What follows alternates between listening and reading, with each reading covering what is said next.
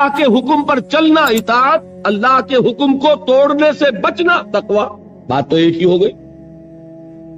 اور آخری اصطلاح کیا ہے؟ عبادت. عبادت بنا عبد سے، عبد کے معنی غلام، اللہ کی ہمہ وقت ہمہ تن غلام. ایک ہوتا ہے ملازم، ملازم ہمہ وقت ملازم نہیں ہوتا، 8 گھنٹے کام کرنے کا پابند ہے، 9 گھنٹے وہ آپ کے برابر ہے. وہ بھی 1 ووٹ رکھتا ہے، آپ بھی 1 ووٹ رکھتے ہیں. وہ بھی شہری ہے اس ریاست کا، آپ بھی شہری ہے. امپلائر ریلیشن شپ میں رتبے کا فرق نہیں ہوتا، کام کا کام مسئلہ ہے. آپ کام کر رہے ہیں، وہ آپ کو اجرت دے رہا ہے. 8 گھنٹے مزدور آپ کا کام کر رہا ہے، 9 گھنٹے، تو بالکل آپ کے برابر آزاد شہری. پھر یہ کہ ملازم اگر آپ نے رکھا ہے باورچی کی حیثیت سے، وہ آپ کا خانسامہ ہے، اس سے آپ یہ نہیں کہہ سکتے کہ میرا کموڈ بھی صاف کر دو. کہہ سکتے ہیں؟ وہ صاف جواب دے گا، جناب میں اس کام کے لیے ملازم ہوں، اس کے لیے ملازم نہیں ہوں. لیکن جو غلام ہوتا تھا عبد، وہ ہمہ وقت غلام، ہمہ تن غلام، جو حکم دیا جائے ماننے پہ مجبور، کسی وقت انکار نہیں، کسی کام سے انکار نہیں. وہ غلام جو مملوک تھا، آقا کی ملکیت تھا، اس کو عبد کہتے تھے. اس سے لفظ عبادت بنا. یا ایھا الناس اعبدوا ربکم، اے لوگوں اپنے رب کی بندگی اور عبادت اختیار کرو. اور فرمایا قرآن مجید میں وما خلقت الجن والانس الا لیعبدون، میں نے تو انسانوں اور جنوں کو پیدا ہی اس لیے کیا ہے کہ میری عبادت کریں. یہ تو غرض تخلیق ہے، غایت وجود ہے. اسی کو کہا شیخ سعدی نے ترجمانی کرتے ہوئے، زندگی آمد برائے بندگی، زندگی بے بندگی شرمندگی. زندگی تو اللہ نے دی ہمیں اس لیے. اب 4 الفاظ نوٹ کیے آپ نے: اسلام، اطاعت، تقوی، عبادت. صحیح ہے؟ ان میں 19-20 کا فرق ہے. اسلام کے معنی to surrender, to submit, to give up resistance, مخالفت چھوڑ دینا، ہتھیار رکھ دینا، گردن نہادن، سپردن، اپنے آپ کو حوالے کر دینا. یہ سب کیا ہے؟ اسلام. اطاعت اللہ کی اور اس کے رسول کی دلی آمادگی سے اس کا کہنا ماننا. تقوی اللہ کے کسی حکم کو نہ توڑنا، بچنا اس سے کہ اللہ کے کسی حکم کی خلاف ورزی ہو جائے. اور عبادت ہمہ تن، ہمہ وجوہ، ہمہ وقت اللہ کا بندہ بن جانا. یہ ہے پہلی چھت. اس میں ایک نوٹ ہے آف کوشن. ہمارا جو باتیں میں نے اب تک کہی ہیں اس میں کوئی چیز نئی نہیں ہے، آپ سب جانتے ہیں، ایک بچہ جانتا ہے. لیکن ایک بات ہمارے ذہنوں سے نکل گئی اور اس نے سارا فطور پیدا کر دیا. وہ یہ کہ ہم یہ بھول گئے کہ یہ بندگی، یہ اسلام، یہ عبادت، یہ اطاعت جزوی نہیں ہو سکتی، کلی ہوگی. یہ نہیں کہ اللہ کے کچھ احکام قبول اور کچھ رد، کچھ سر پر، سر آنکھوں پر اور کچھ پاؤں تلے. یہ اگر ہوگا تو اس کے معنی کیا ہے؟ یہ تمسخر ہے، استہزاء ہے، ڈھٹائی ہے، مذاق اڑانا ہے اللہ کے دین کا. اور کل میں تجزیہ کر کے بتا چکا ہوں کہ اس میں جو چیز مانی جا رہی ہے وہ بھی اللہ کے حکم کی وجہ سے نہیں، اپنے نفس کی پسند کی وجہ سے. جو مانی جا رہی ہے وہ بھی اللہ کی اطاعت نہیں، نفس کی اطاعت.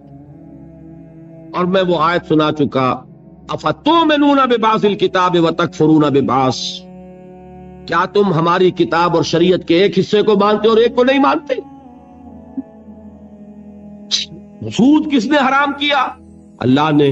سور کس نے حرام کیا؟ اللہ نے. شراب کس نے حرام کی؟ اللہ نے. بڑا دیندار بنا پھرتا ہے، شراب تو نہیں پیتا، سور نہیں کھاتا، سود کھاتا ہے. بتائیے کوئی منطقی اس کے لیے دلیل؟ اگر تو اللہ کی حرمت کی وجہ سے ہے تو میں دعوے سے کہتا ہوں کہ خنزیر کی حرمت اور شراب کی حرمت سود کی حرمت کے 100ویں حصے کے برابر بھی نہیں. حدیث سنا چکا ہوں آپ کو. الربا 70 جزءا، سود کے گناہ کے 70 حصے ہیں. ایسروہا، اس میں سب سے ہلکا حصہ اس کے مساوی ہے ان ينكح الرجل امہ، کہ کوئی شخص اپنی ماں سے زنا کرے. اب آپ کیلکولیشن لگا لیجیے، کیا سور کے کھانے پر اللہ کی طرف سے اعلان جنگ آیا ہے؟ کیا شراب کے پینے پر اللہ کی طرف سے اعلان جنگ آیا ہے؟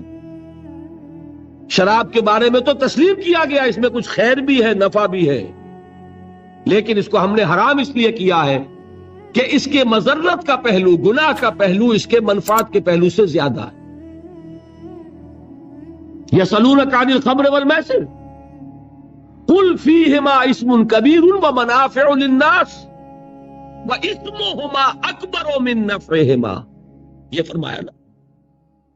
لیکن حرام اور سود پر کہا کہ اگر باز نہیں آتے فَأَذَنُوا بِحَرْبٍ مِّنَ اللَّهِ وَرَسُولِهِ، تو کان کھول کر سن لو اللہ اور اس کے رسول کی طرف سے اعلان جنگ. یہ بات اچھی طرح سمجھنے کی.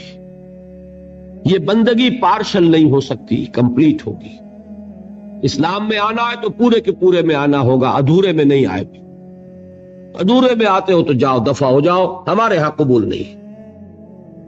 ہاں کسی وقت غلطی ہو جائے، کل بیان کر چکا ہوں، خطا ہو جائے، ٹو ایرر از ہیومن.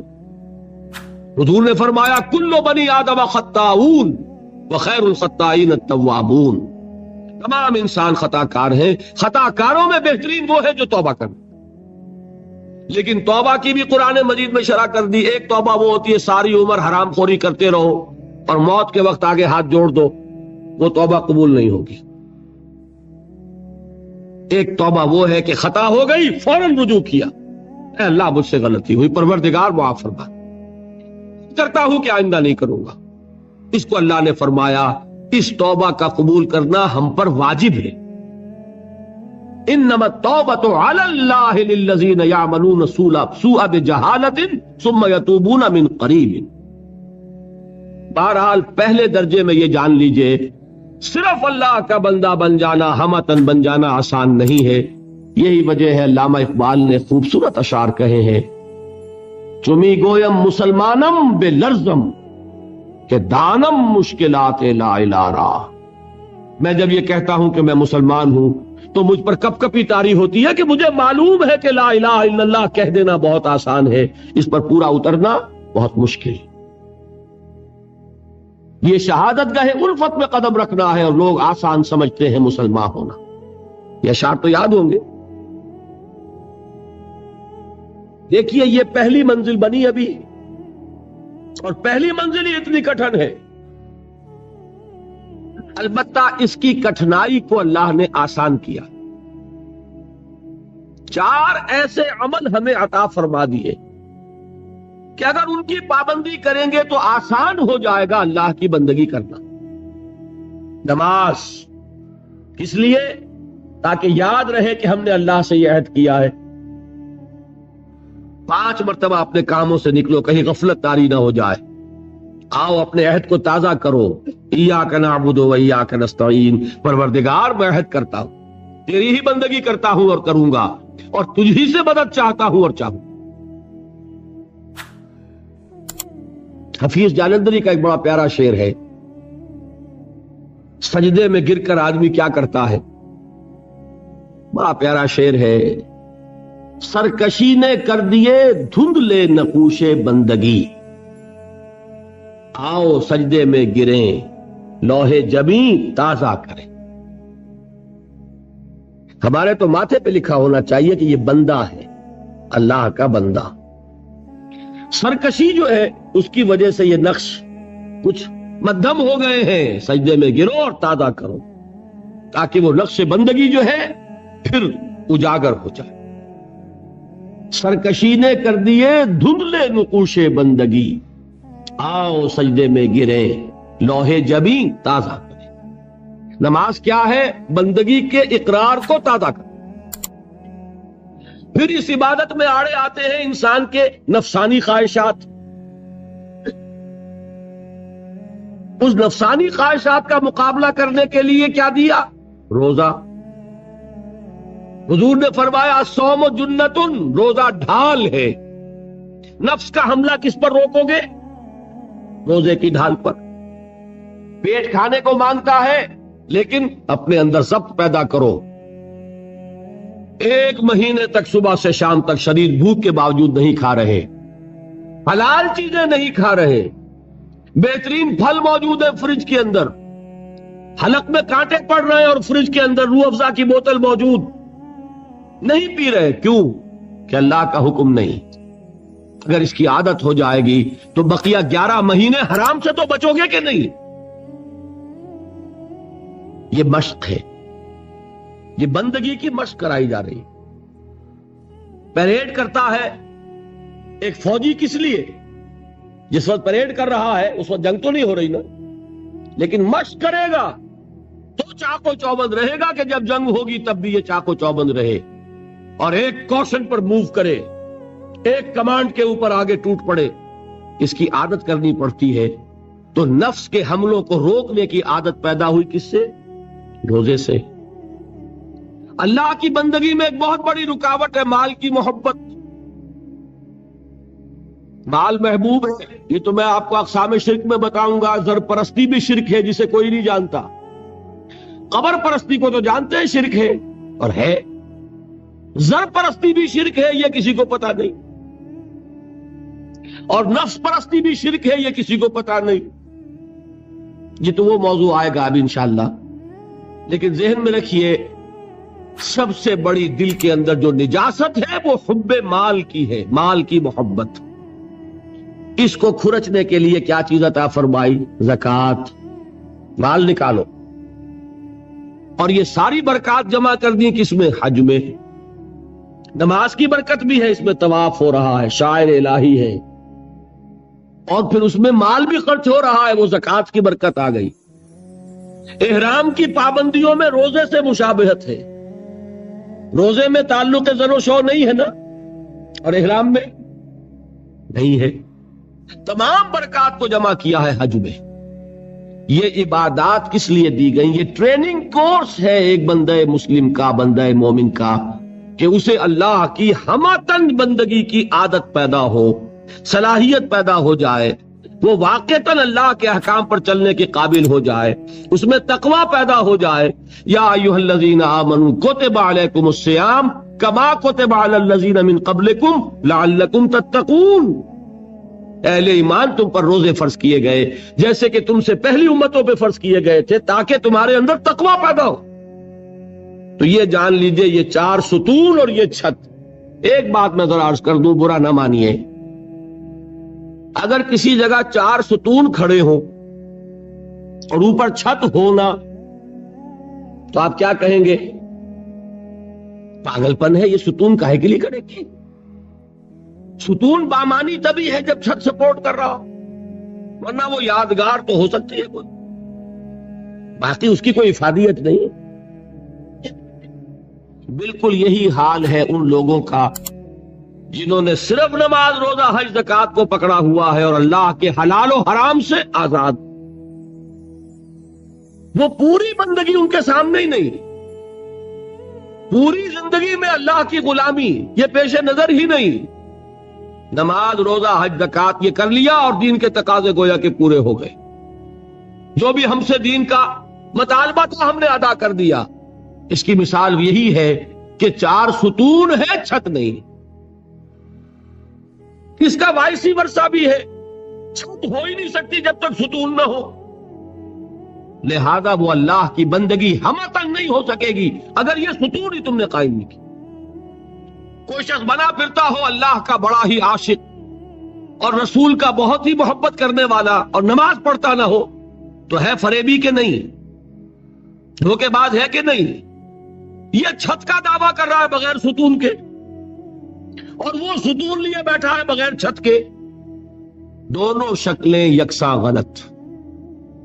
یہ تو در حقیقت عمارت کا تصور ہی تب بنے گا ستون ہو، نماز ہو، روزہ ہو، جسے اس حدیث میں حضور نے فرمایا عمود ہے، یہ فلا ادلک یا معاذ براس ھذا الامر وعمودہ وذروۃ الصنام منہ، یہ عمود ہے، یہ ستون ہے، یہ ارکان ہے، رکن کہتے ہی ستون کو ہے۔ ان ستونوں پر پہلی چھت آئی، وہ پہلی چھت کاہے کی ہے؟ اسلام کی، عبادت کی، تقوی کی، اطاعت کی، جو ہمتن ہوگی، جو ہمہ وقت ہوگی، ہمہ وجوہ ہوگی۔ یہاں تک تو بات کل بھی کچھ آ گئی تھی، اب اگلے پر آئیے۔ دوسری چھت کون سی ہے؟ وہ ہے دعوت، تبلیغ، امر بالمعروف نہی عن المنکر، تواصی بالحق، شہادت حق۔ اس کے لیے بے شمار اصطلاحات ہیں۔ قرآن مجید چونکہ آپ کو میں پہلے دن بتا چکا ہوں، عربی فصاحت، بلاغت، ادبیت کی معراج ہے، اور ادبیت کا ایک تقاضا یہ بھی ہوتا ہے کہ الفاظ بدل بدل کر لائے جائیں، ورنہ مونوٹنی پیدا ہو جاتی ہے، جی اگتاتا ہے۔ میر کا ایک مصرع ہے کہ ایک پھول کا مضمون ہو تو 100 رنگ سے باندھوں، دعویٰ کر رہے ہیں، ایک پھول کا مضمون ہو تو 100 رنگ سے باندھوں۔ یہ اپنی فصاحت اور بلاغت اور طلاقت لسانی کا اظہار کر رہے ہیں۔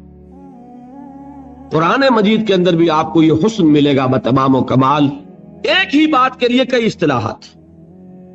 اچھا یہ کہ 19-20 کا فرق ضرور ہوگا ان میں، یہ نہیں کہ بالکل ایک ہو، لیکن بہت قریب قریب۔ میں نے بتایا اسلام، اطاعت، تقوی، عبادت تقریباً ایک مفہوم ہے، لیکن تھوڑا تھوڑا فرق ہے۔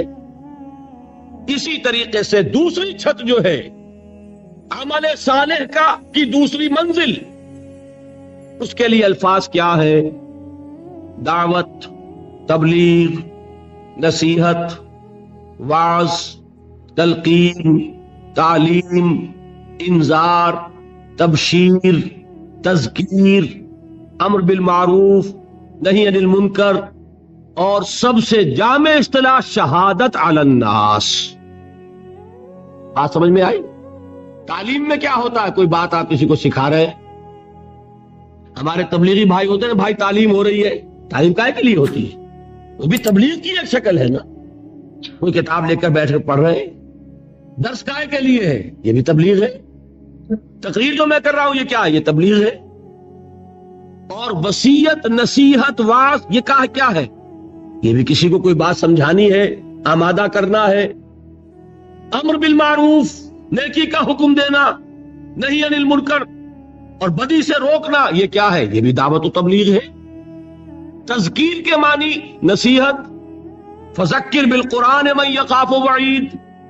تبشیر کے معنی بشارت، یعنی پیٹھ ٹھوکنا کہ اگر سیدھے راستے پر آؤ گے اللہ تعالیٰ تمہارے لیے تمہیں اجر و ثواب سے نوازے گا۔ انذار کے معنی خبردار کرنا، میں نے وہ آیات آپ کو سنائی تھی، وما ارسلناک الا مبشرا ونذیرا، اے نبی ہم نے نہیں بھیجا ہے آپ کو مگر بشیر اور نذیر بنا کر، خبردار کرنے والے اور بشارت دینے والے۔ اور اس کی جامع ترین اصطلاح ہے شہادت علی الناس، لوگوں پر حجت قائم کر دیں۔ حجت کس لیے قائم کرنا؟ اس بات کو ذرا آپ اچھی طرح سمجھیے۔ یہ در حقیقت فریضہ ہے رسالت کا۔ اللہ تعالیٰ رسول کیوں بھیجتا رہا؟ میں نے کل بھی الفاظ کہے تھے، یہاں نہیں دبئی میں، اس وقت پھر دوہرا رہا ہوں، معاذ اللہ بات سمجھانے کے لیے، یہ کوئی اللہ کا مشغلہ تھا؟ کیا ہابی تھی؟ ایک بہت اہم مسئلہ ہے، رسول کیوں بھیجے جاتے تھے، پھر یہ سلسلہ کیوں ختم ہو گیا، اور اگر رسالت کسی مقصد کے لیے تھی تو آیا وہ مقصد ختم ہو گیا، اور اگر وہ مقصد ختم نہیں ہوا تو رسالت ختم ہو گئی، اب وہ مقصد کیسے پورا ہوگا؟ 4 سوال ہو گئے، چاروں کا جواب ہوگا تو بات کھلے گی۔ رسول کس لیے بھیجے جاتے تھے؟ دعوت، انذار، تبشیر، کس لیے؟ دیکھیے سورہ نساء کی آیت ہے، اللہ تعالیٰ توفیق دے آپ کو، 6واں پارہ شروع ہوتا ہے، وہاں یہ مقام ملے گا۔ بہت سے رسولوں کا اللہ نے وہاں نام لیا ہے، بعض مقامات قرآن مجید کے ہیں جہاں انبیاء اور رسولوں کے ناموں کے گلدستے ہیں۔ 16 نام، 17 نام، 20 نام مل جائیں گے آپ کو، 28 نام. ایک گلدستہ ہے سورہ نساء میں 6 پارے کے شروع. تمام رسولوں کا نام لے کر اب فرمایا رسلا مبشرین و منذرین لئلا یکون للناس علی اللہ حجۃ بعد الرسل وکان اللہ عزیزا حکیما. ہم نے اپنے رسولوں کو بھیجا مبشر اور نذیر بنا کر، تاکہ رسولوں کے آنے کے بعد لوگوں کے پاس اللہ کے مقابلے میں کوئی حجت باقی نہ رہ جائے. کیا معنی اس کے؟ اللہ پوچھے گا تم شراب کیوں پیتے رہے؟ اے اللہ تو نے ہمیں بتایا نہیں کہ حرام ہے. دلیل ہو جائے گی کہ نہیں؟ ہمیں بتایا ہی نہیں کہ حرام ہے. جب تک قرآن میں آیت نہیں اتری کہ آخری آیت کے حرام ہے، صحابہ پیتے رہے کہ نہیں؟ فرض کیجئے کہ جب آیت اترتی، فرض کیجئے کہ حضور کسی مصلحت کی وجہ سے کہ یہ مشکل کام ہے، یہ حکم نہیں مان سکیں گے میرے ساتھی، اور میں نے اگر یہ حکم دیا تو بھیڑ چھڑ جائے گی، دیکھنا ان